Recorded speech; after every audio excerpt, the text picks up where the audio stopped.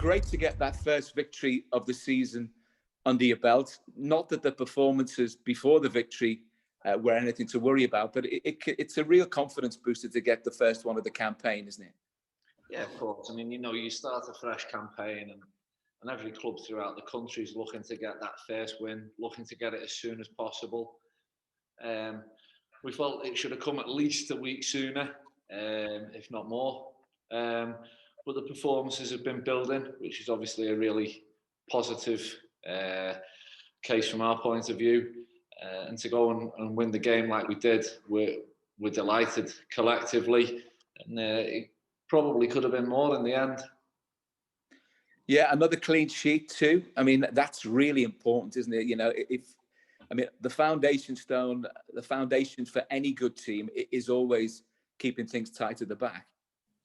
Yeah, as defenders, goalkeeper as well, I include Scotty and Murph in that.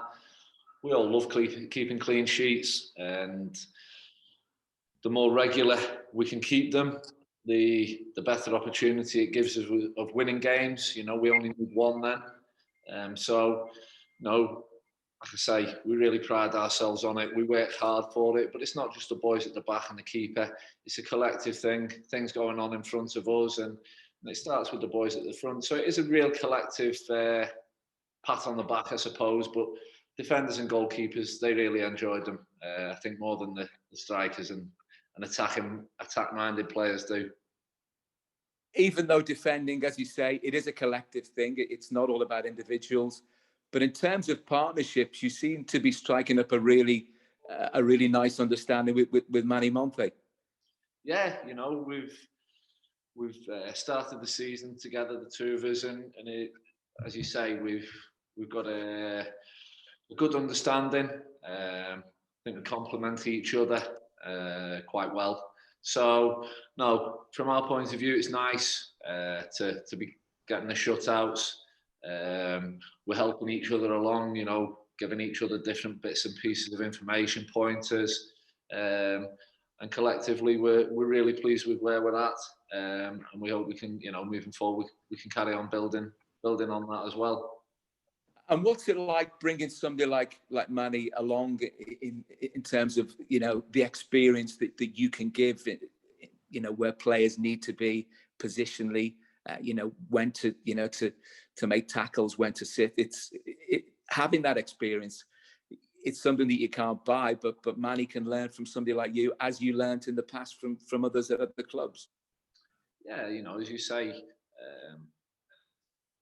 throughout the course of my career, I've been lucky to play with some really talented defenders, and you pick their brains, you learn from them, they give you information, and I think it's just the evolution of a footballer. I'm at a different stage of proceedings than Manny is, and I've probably experienced most things, seen most things on football pitches, so I can kind of guide them and give them information. And as defenders, I suppose we're probably more vocal than other players on the pitch, but that's to each and everyone's benefit. It aids the defending process, and if I can help Manny with things and give him one or two pointers, he's got all the natural attributes to be a really, really good central defender.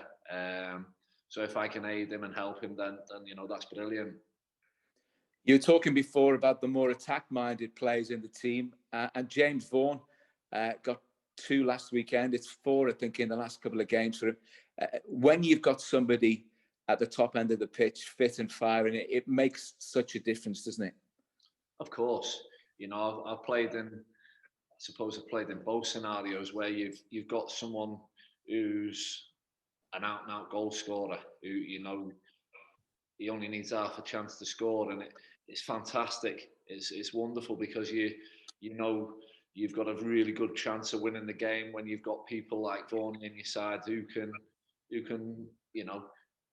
pull something, almost pull a rabbit out of a hat, as it were, but can score goals on a regular basis. On the flip side, when you've not got a real goal threat, it can be a burden on the team. So we're in a great place where we've got goals from our striker. We've got players who are chomping at the bit, ready and willing to support Vaughan as well. So I think we're in a decent place collectively, and long may that continue.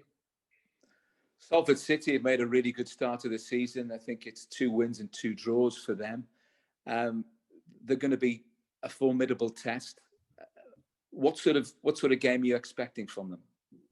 Yeah, as you say, they've had a decent start. It'll be a tough game, as all games in this division, all games throughout the country are tough games. You've got to earn the right to play first and foremost, and then you hope your quality you can impose that on the opposition. So we'll go into the game, at the weekend ready, well prepared, knowing their strengths, and hopefully be able to exploit their, some of the weaknesses. And another good result, another good performance, clean sheet, 3 points, and all of a sudden 2 consecutive victories, and everything starts to look much more rosier, and the confidence grows. Good results breed confidence, don't they? Of course, yeah. As you say, good results. If you can keep knocking out positive results and positive performances, it breeds confidence. And I don't think there's too many players throughout the world who don't play better when they're full of confidence and things are going well and they're firing on all cylinders. So, if we can go into the weekend, as you say, another positive performance, another positive result, that's what we're all after, and it'd be something else we can build on. Great stuff. That's fine for me. Thank you, Peter, and good luck for the game at Salford. Thank you, Peter. Just a few from me, mate. 3 clean sheets now in the last 4 league matches. It looked.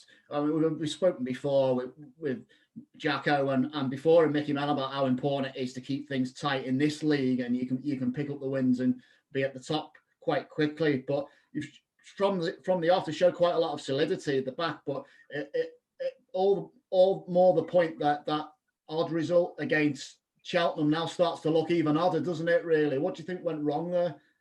Yeah, as you say, we, as I said before, as defenders, we pride ourselves on keeping clean sheets. You want to be solid, and it gives you a really good foundation moving forward. I think the game against Cheltenham was a strange one. I think there will be games throughout the season. Well, not throughout the whole season, but the early parts. I think we've seen some strange results. A couple of Premier League results the other day. Very, very strange. I'll be honest with you. I think when we played Cheltenham, they were probably a little bit ahead of us in terms of where they were in terms of the fitness. They'd obviously been back and had a spell training for the playoffs. They'd gone through that course of training and games, and then they're back into the pre-season, and probably they were a little bit ahead of us in terms of that. We've been getting a bit of fitness from our competitive games just because of the way things have worked out with cup games and alike, and obviously everything else that's going on in the world at the minute. So yeah, like you say, it's an odd result, one that we talked about, one that we've learned from, and hopefully moving forwards, that will be an odd one, something that doesn't come again. You've kind of preempted my second question, really, which was about the lack of pre-season, really, wasn't it? So is it almost, have you noticed differences within the team between now and say 4 weeks ago? It's almost as if your pre-season has took place within these competitive matches, isn't it? Yeah, the excuse me, the manager and Dorsey, his assistant, Hodgie, the physiotherapy department, they all devised a pre-season to take place over X amount of weeks. And then, obviously there's a Carabao Cup game gets thrown in a week prior to when everything's geared to. Then there's a Checker Trade game or a leasing.com game to be put in as well. So you basically shave off a week of pre-season where you could be getting work in, extra fitness sort of stuff. maybe 10 days, because you're spending the back end of the week prior to the Carabao Cup game preparing for that fixture. So, you know, that's how it was. We're not the only team that's been dealt that hand, but we get on with it. We make the best of it, and as you say, I think we've been gaining a little bit of fitness from some of the competitive fixtures. But I think we're getting to a place now where the staff, the players are happy, and you would say we're collectively, the group are almost where we want to be, where the staff want us to be. And, you know, I hope moving forwards that shows in performances and in results.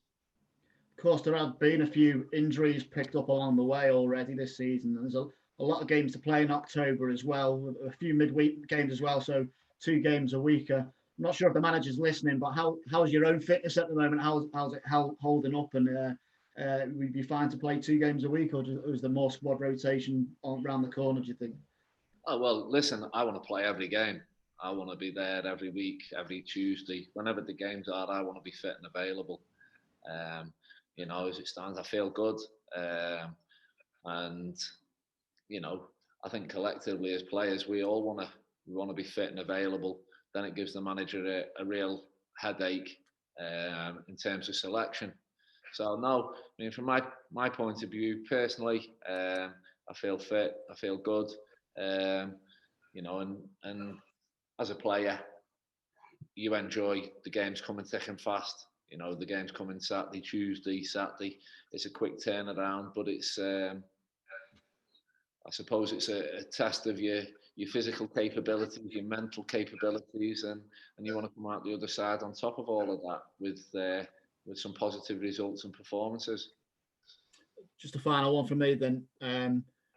Should you get a win on Saturday, that league table all of a sudden looks completely different to how it did a fortnight ago, doesn't it? It elevates you into around the top 3 playoff area. It's early days, but it shows how quickly, you know, people can't get carried away with one bad result, can they? And how quickly things can turn around at this early stage, and how there may be some, as you say, some strange results. Well, of course, you know, I mean, as players, you don't. Yeah, it's always nice to be up there.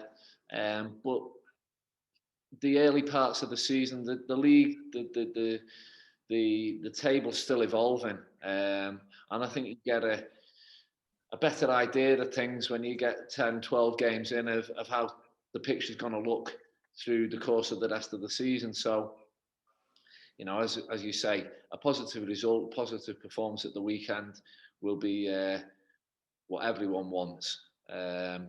And moving forward, you know, we want to be up at that top end of the table, no doubt about that. But at the same time, people they can get really carried away with how things are.